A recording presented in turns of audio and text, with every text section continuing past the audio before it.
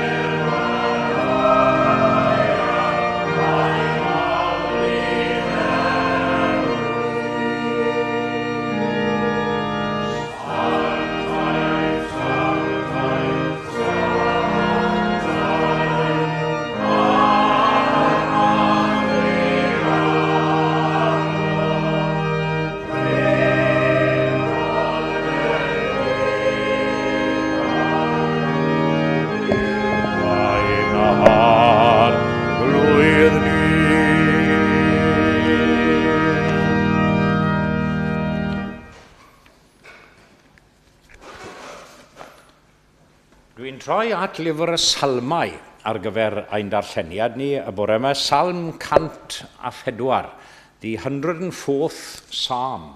That's where our reading comes from this morning, and if you wish to follow in your English Bibles, I'm on page 605. 605 in the English Bibles, and in the Welsh on page 549. And I'm reading the first 17 verses and then just jumping to the 31st verse. It's a rather long psalm, so I won't read the whole psalm, but 1 to 17 and then jump into verse 31. That's if you're following then in the English, that you don't get lost and think, why is he finished? And I haven't finished reading. Felly. Cant a phedwar. Fe enaid bendithi ar arglwydd. O arglwydd fy niw mawr iawn wyt ti. A rwyt wedi dy wisgo ag ysblander ac anrhydedd. A thorchuddio ag oleini fel mantell. A rwyt yn teini'r nefoedd fel pabell yn gosod tilathaid y balas ar y dyfroedd, yn cymryd y cymylau'n gerbyd, yn marchogaeth ar y denydd y gwynt, yn gwneud y gwyntoedd yn negeswyr a'r fflamau tân yn weision. Gosodais dy ddeiar ar ei sylfaeni fel na fydd yn symud byth bythoedd. Gwnaethos di'r dyfnder ei gorchuddio fel dilledyn, ac y mae dyfroedd yn sefyll goriwch y mynyddoedd. Gan dy gerydd di, fe ffoesant gan sŵn dy dyrannau ciliasant draw, a chodi dros fynyddoedd y disgyn i'r dyffrynoedd, i'r lle y benaist ti iddynt. Roes iddynt derfyn nad ydynt i'w goroesi, rhag iddynt ddychwelyd a gorchuddio'r ddeiar.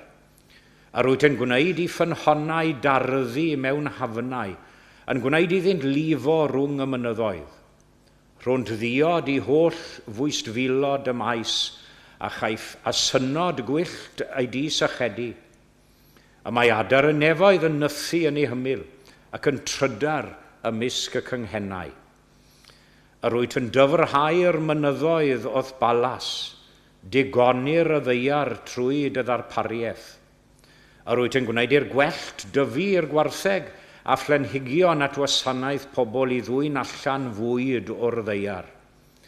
A gwyn i loni calonau pobl, olew i ddisgleirio eu hwynebau, a bara i gynnal eu calonau.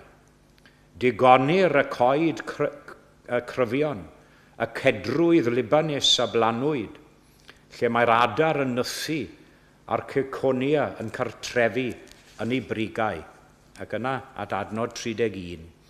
Bydded gogoniant yr arglwydd dros byth, a bydded iddo lawen hau yn ei weithredoedd. Pan yw'n edrych ar y ddeiar a mae'n crynu, pan yw'n cyffwrdd ar mynyddoedd a maent yn mygu. Canaf i'r arglwydd tra byddaf byw, ro foliant i ddiw tra byddaf. Bydded fy myfyrdod yn gymeradwy ganddo, a rwyf yn llawen hau yn yr arglwydd. Bydded i'r pechaduriaid ddarfod o'r tir, ac na fydded y drygionis mwyach. Fe enaid bendithi ar arglwydd, molwch yr arglwydd. Ychwanegau diwy fendith at y darllen a'r gwrando a'r deall hefyd o'i air. Ac fe un o'n ni gan i'r ail emyn, sef 305, 305. Rwy'n dewis Iesu a'i farwol glwy yn frawd a ffriod i mi mwy. Ef yn arweinydd, ef yn ben, i'm dwy'n o'r byd i'r nefoedd wen. 305.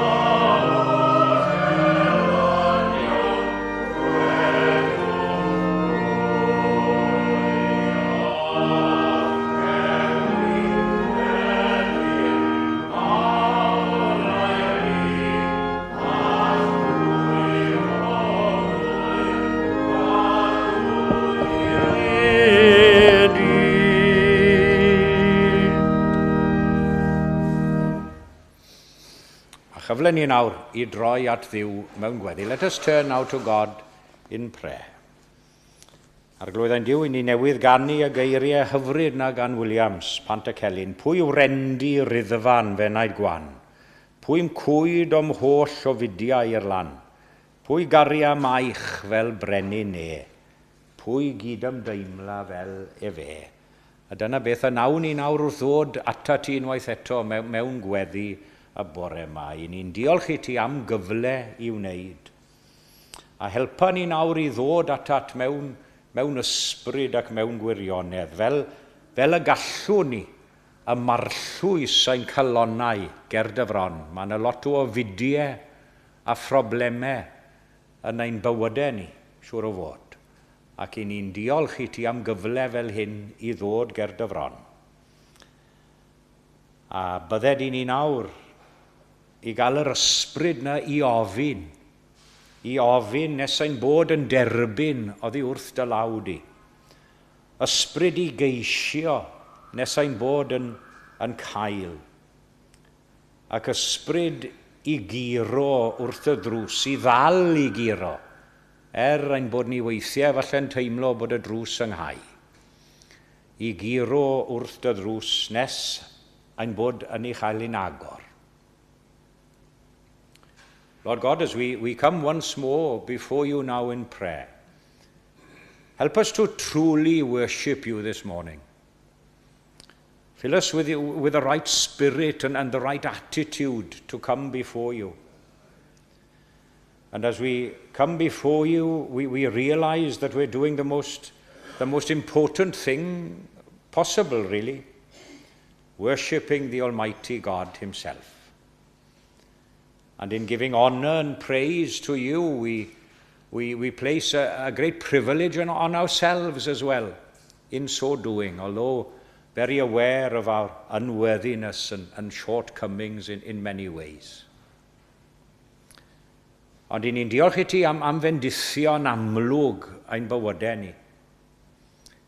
Nine mewn gwirionedd ein gofidiau yng nghanol ein digonedd ni. Digon o fwyd yn ein cypyrthau ni. Digon o gysur yn ein cartrefi ni. Ac ein anheilyngdod a'n hesgelistod ohono ti. Ond diolch yw ein can yn wastadol am ein cofio ni mewn ffordd arbennig. Ac I ni meddwl hefyd yn arbennig am rai hynny sydd yn eithriadol fyr o'n breintiau amlwg ni. Rai sy'n byw yn y ddinas hon, I ni'n gweld nhw yn ddyddiol. Heb ein breintiau ni. A'r rheini sy'n wynebu trais a ryfel mewn gymaint o lefydd yn y byd y bore yma. Ac ad I ni nawr I sylweddoli o'r newydd ein rhan fach ni I helpu yn y cyfan. And as we think of the ongoing troubles and happenings in the world, we heard of the terrible wildfires in Spain over the last few days and loss of life there and probably more. The death toll in Venezuela rising over 4,000. Heb sôn am y ryfel a thrais amlwg yn llefydd fel Ukraine a Rwsia a'r dwyrain canol Libanis. Buon ni sôn am gedrwydd Libanis. We'll be mentioning the cedars of Lebanon in our sermon today. And we think of that area and all the conflict that is going on in the world. Be with all who suffer this morning. A very present help in trouble. Cymorth hawdd I gael mewn cyfyngder. Felly I ni'n gweddio am dy ddylanwad ath bwer ath nerth di yn ystod yr oedfa arbennig hon. Gwna ni yn gyd a ddolwyr teilwng ar dyrfa fawr honno. I ni di canu yn yr emyn agoriadol am y dyrfa fawr sy'n ein hamgylchynu ni. A deisafwn dy fendith a tholeini i'n tywys ni ar hyd daith bywyd yn awr. A fel y bôr efengil heddiw, nid yn unig i'w chlywed mewn gair, ond i'w gweld a phrofi mewn gweithred hefyd. Yna'n gweithredoedd ni, bob yr un ohono. Felly wrth gyflwyno ein gweddiau fel hyn, ni'n cyflwyno ein hunain hefyd i ddofal. Edrych arnon ni nawr mewn trigaredd ac mewn maddeiant. A derbyn ni gyd yn gymeradwy yn dy olwg di wedi maddau ac anghofio ein hamal baiau a diffygion i dderbyn di ac yn erbyn ein gilydd. A mi ni ofyn y cyfan oll yn enw ac yn heiddiant ein harglwydd a'n hiachawdwr Iesu Grist. Amen.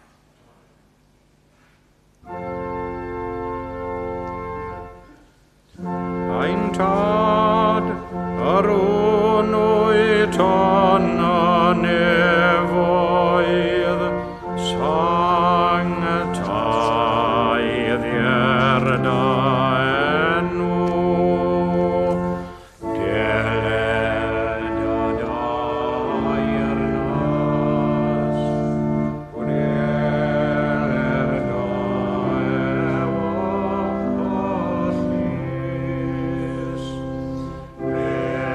megis anonef felly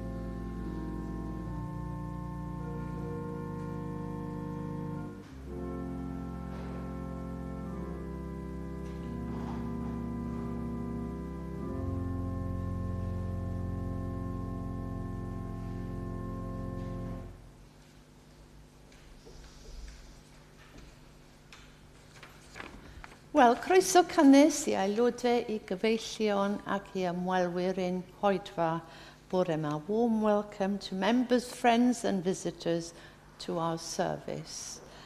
A diolch yn gweinidog am ei arweiniad ac edrychwn mlaen i wrando ar ei gynadwri. A diolch hefyd i Mike am ei gyfeiliant wrth yr organ. Bydd y cylch trafod Beibledd am hanner awr 4 ac oedfa'r hwyr am 6 gyda Rob yn y pwlpid. Dydd Sul nesaf, bydd yn gweinidog wrth y lliw yn oedfa'r bore ac yn oedfa gymyn yr hwyr a bydd cylch trafod fel arfer am hanner awr 4. So next Sunday, with the usual pattern of services with our minister in the pulpit. And the evening service will be a communion service. Fel arfer, dydd Mercher nesaf, Gorffennaf y 15fed am hanner dydd, bydd oedfa anffurfiol yn y neuadd gyda the i ddilyn. So this coming Wednesday, there'll be an informal midweek service at midday with tea to follow. Now, this will be the last midweek service until September. So it's going to be the summer holiday timetable. So the next Glyn Lang Memorial Organ Recital will also be this Wednesday at 1:05 with Jonathan Melling, former organist at All Hallows by the Tower, London, performing. Mewn bythefnos, gorffennaf y 6 o'r hugain, yn gwynido gwadd yn oedfa'r bore fydd y parchedig Anthony Williams. And we're very grateful to the Reverend Anthony Williams for stepping in to lead the morning service on July the 26th in the absence of our guest minister due to family ill health. From the 26th of July and throughout August, the summer holiday season, there will be morning services only here. Cofiwch dy lawr i'r neuadd i cael te a chyfle i gymdeithasu. Do please join us downstairs for tea and a chance to socialise. Ac yn awr fydd awn amgylch i dderbyn eich rhoddion. Diolch yn fawr.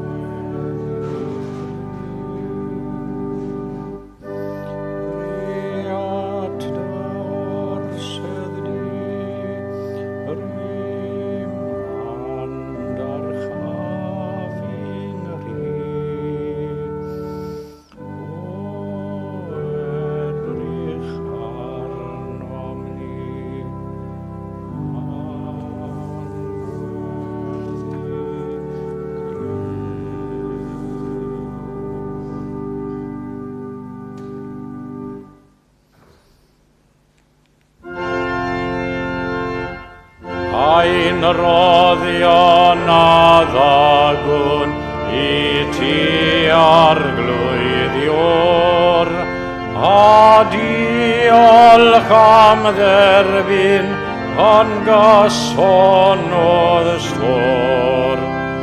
Yn llawen a gnawn ein haddinet anghyd, ein dystiolaeth I ti yn y byd. Amen.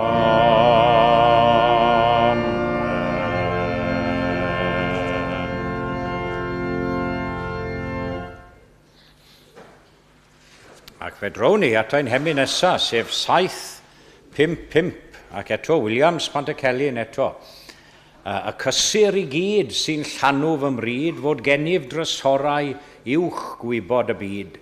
Ac bod hwy'n hydd nas gwel neb ond ffydd, cael eglur ddatguddiad ohonynt rhyw ddydd. Hireithi rwy'n brydd am fwy o ffydd a nerth I wrth sefyll ac ennill y dydd.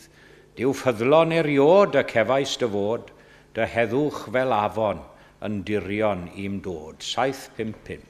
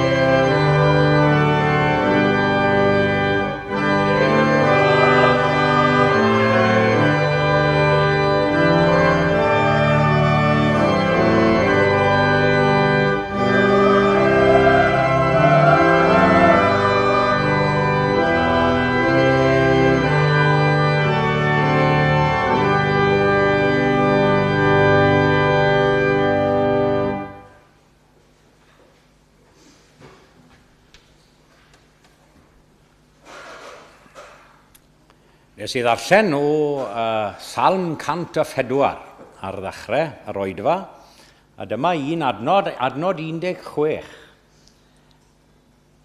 Digonir y coedydd cryfion, a fel nes i ddarllen yn y cyfieithiad newydd diweddar. Ond yn yr hen gyfieithiad, mae'n darllen fel hyn. Prenau yr arglwydd sydd lawn sign, full of sap. Cedrwydd Libanus, a rhai a blanodd e fe. The trees of the Lord are full of sap, the cedars of Lebanon, which he has planted. Ac yn Bible.net mae fel hyn, mae'r coed anferth yn cael digon i'w yfed. Nawr, mae llawer o sôn am goed a chyfeirio at goed yn y Beibl yn dos. Dim ond i ni feddwl am y sycamorwydden, chi'n meddwl am hwnna, y sycamorwydden, yr olewydd, y goeden mwstard, pren a fale, y ffigisbren, a llawer o rai eraill, lot o gyfeirio. Solomon, as well, spoke of many trees. And he tells us of their physical attributes. But of course, we can dispense with Solomon this morning because we have in the words of Scripture a greater than Solomon with us in the person of Jesus Christ.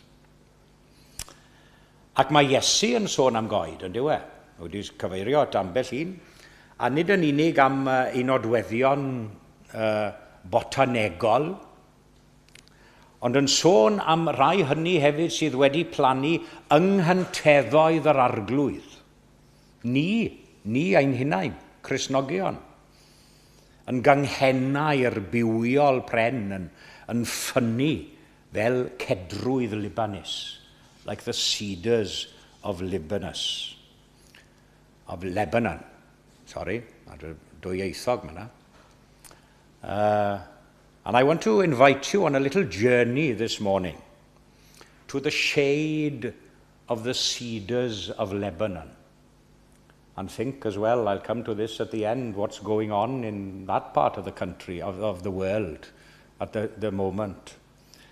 And in this heat and this weather, I'm sure a lot of us have been looking for the shade, haven't we? Looking for the shade of the cedars of Lebanon. A maen nhw dal yno, cofiwch, rai hynafol iawn, llai na beth o'n nhw, deforestation, there are a lot less, but there are still these wild areas of the cedars of Lebanon. Yeah? And llawn sign, full of sap, the cedars which the Lord has planted. Dau ben sydd â fi ar eich cyfer chi bore yma, only two headings. You'll be glad to know in the heat. Everything has shrunk in the heat. So two headings.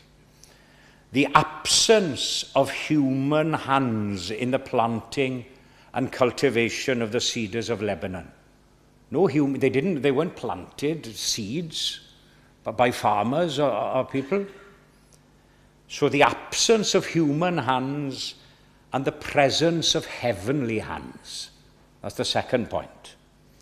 And in noting these 2 points, I'd say to make a spiritual analogy between us and the trees, the cedars of Lebanon, between us as Christian believers and the great cedars, that there isn't a human hand without planting, but rather a heavenly. Felly, absenoldeb llawddynol. Ac ni'n gweld yn syth o'r adnod yn dyfe bod y coed yma na iddo I ddiw, oherwydd ef sydd wedi plannu nhw, the cedars of Lebanon, which he has planted. As I say, no human hand has been tilling the land or the ground. Sim ffarmwr wedi plannu.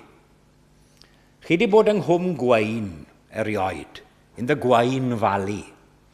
Now some of you, including me, will be off to that area now for the Eisteddfod in Sir Benfro. If you get a chance, go to the Gwaun Valley. And you'll see there ancient forests. And they say some of the trees there are over 3,000 years old. Now, nobody planted those trees, A lot of these old forests, it was through natural pollination, wasn't it? The wind and the rain and the sun all contributing to their formation and their growth as trees and forests. Beth bynnag yw tarddiad a dechreuad y cyfan yn sicr, nid trwy waith dyn a daethant I fodolaeth. Maen nhw'n naturiol. And isn't this again the analogy, the case with every child of God, a Christian believer, every person who comes to faith and belief in Christ? We're not self-planted, we're not self-cultivated, we're not made by human hands, but rather godly planted, spiritually planted. A beth arall I sylwi arno i'r ffaith, dyw'r coed yma ddim yn ddibynnol ar ddyn, ar ddynoliaeth am I cynnal a'i cadw nhw, ei dyfrhau a'i thorri nhw. They're not dependent on human irrigation, but rather heavenly supplies. There's nobody going around watering them. We have to water our own plants, don't we? But these are on heavenly supply.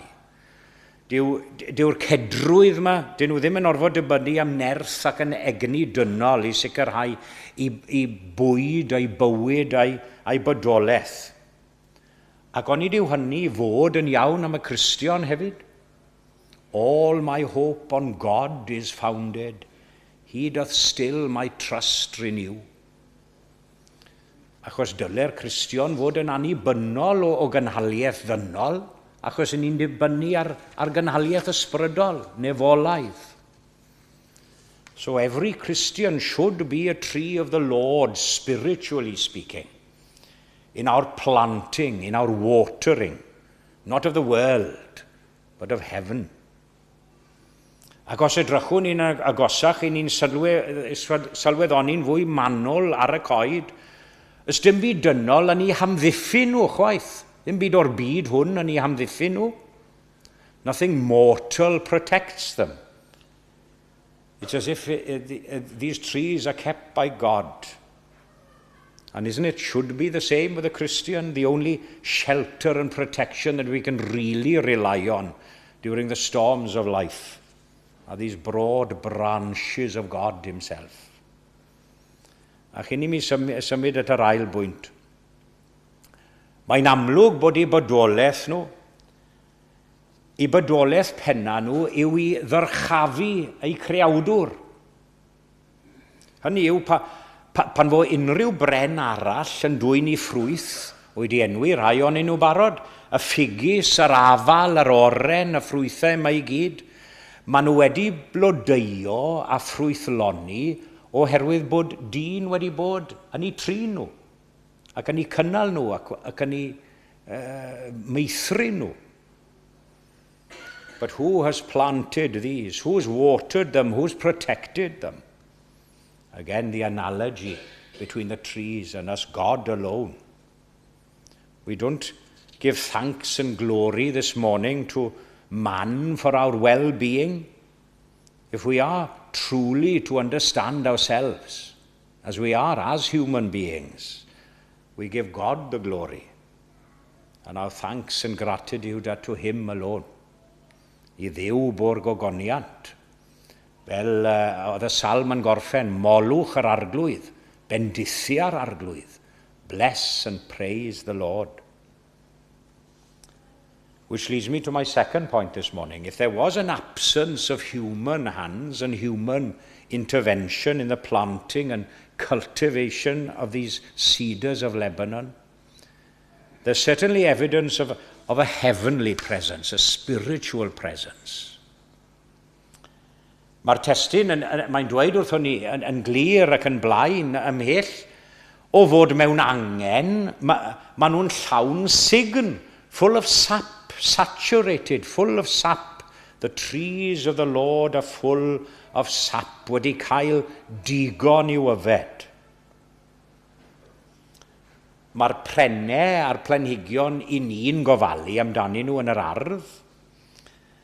Maen nhw'n weithiau, maen nhw'n marw, ydyn nhw oherwydd, wel, diffydd, oherwydd angen dŵr, oherwydd effaith yr hew a'r oerfel yn y geia, Angen tocio nhw yn gyson mwyn cael nhw I dyfu'n iawn. Ond mae prenau yr arglwydd yn llawn sign. Dim angen ofni yno. Now, not that we're without our troubles. Don't get me wrong. Our troubles and our fears and our doubts and our questionings, as I say. And knowing you and looking at you as a congregation, I know that we all have these. Yeah. But this is the point, that whatever life throws at us, and dear me, it can throw some terrible things from time to time. Whatever our trials and tribulations, that there is a supply of love and grace and truth and strength for each and every one of us. I mentioned in the prayer only that we seek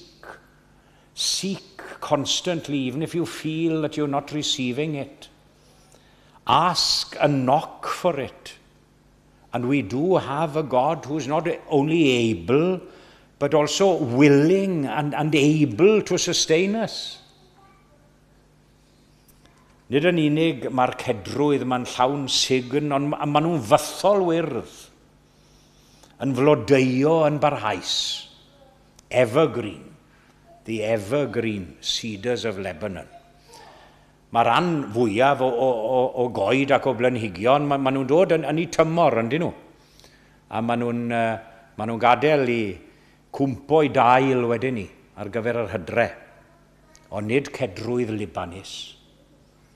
Maen nhw'n byw mewn cyflwr o wanwyn, o haf tragwyddol. Hwna byddai'n haf o hyd. O'r gan hyfryd, a beth o'n i'n canu, hwna byddai'n haf o hyd eistedd lawr a wneud dim byd. Ond beth bynnag am hynny. And shouldn't it be with a person who lives on and in Christ? Yes, as I mentioned, life's knocks come to us and shake us to the very foundation. When the woes of life o'ertake me, hopes deceive and fears annoy, never shall the cross forsake me. Lo, it glows with peace and joy. Yeah. Only that our faith and trust is sure. We can be planted in the midst of rocky, barren soil, because these were planted in rocky, barren soil as well, on the craggy hilltops like the cedars of Lebanon, and in the midst of all kind of difficulties and dangers. But our leaves can always be green throughout the drought if we're looking in the right place, with a supply of heavenly and spiritual sustenance. Now, roedd y proffwyd Hosea gynt, a proffwyd Hosea, oedd wedi sôn am arogl hyfryd cedrwydd Libanus. The lovely scent when the cedars of Lebanon were burnt, and that was what was used as incense in the temple. Yeah, the lovely smell of the cedars of Lebanon. And I've used this analogy many, many times. You've heard me saying this in other sermons, I'm sure. You remember the time when smoking was allowed in pubs and clubs and everywhere, in public places. And even if you weren't a smoker yourself or hadn't smoked, you'd come home with a stench of smoke on your clothes. Especially in winter, if you had a thick woolly jumper, you'd be stinking of smoke. Yeah? Dear me. But you know, it's possible the same way for us on times to have the stench of selfishness and greed and anger and envy on our clothes, as it were, around our persona. Shouldn't we always strive at least to have this sweet fragrance of the cedars of Lebanon? Aroglau meisydd diw, fydd ar ein gwisgoedd ni. Mae'n dyfynnu geiriau yna'n amal fyd, J.J. Williams, Treforys. And in conclusion, as I mentioned at the outset, what about Lebanon today? Dear me, the cedars of Lebanon are still there. I think it's impossible to leave this morning's discourse without mentioning a word about the state of things in that area of the world, politically and socially and in a religious context. There are many people of faith there, deep faith, Muslim and Christian. But there are also many people there who don't understand the word faith in its true broad sense and meaning, that it encompasses the whole of humanity. That's the faith. That's the Christian faith that we should live out, and the Muslim faith. So deep that this faith, it penetrates the depths of the heart, that we don't hate our enemy, but we love our enemy, even if we don't agree with them. So high that it's impossible to even contemplate anything greater than that which faith can give us. Yeah, ar y ddwy ochr. I'r rhai sy'n byw heb ddysgu'n llawn beth yw ffydd, does dim parch ganddyn nhw tuag at 'u cydddyn. They don't, these with no faith and don't understand what true faith is, they don't have respect to their fellow man and fellow human beings. Ond i'r rhai sy'n byw ar yr egwyddor o ddibynnu ar Dduw ac ar Iesu am ei gynhaliaeth, wel, gynt na chwedyn ni fe ddaw parch a chariad at gydddyn. Bydde di Dduw ein cynorthwyo ni felly i fod fel cedrwydd Libanus y bore yma. Let us all be like the cedars of Lebanon this morning, and llawn sign, full of sap, yr rhai a blanodd yr arglwydd, we that are planted by God, a hynny ar gogoniant i'w enw. Amen. Ac fe ganwn ni gyda'n gilydd i ddiweddu. 314, 314. Dear me, heb yn wybod ac heb yn fwriadol i ni at Williams Pantycelyn eto, a per ganiedydd. Wel, dwi ddim yr un enwoca neu mwyaf toreithiol am ddim reswm o gwbl, ond yw e. Felly, enynna istynof dan, perffeithiaf dan yn ef, ni all y moroedd mawr ddiffoddi mohono ef, dy lais, dy wedd a gweld y waed sy'n troi'n elynion dan fy nrhaid. 3-1-4. Amen.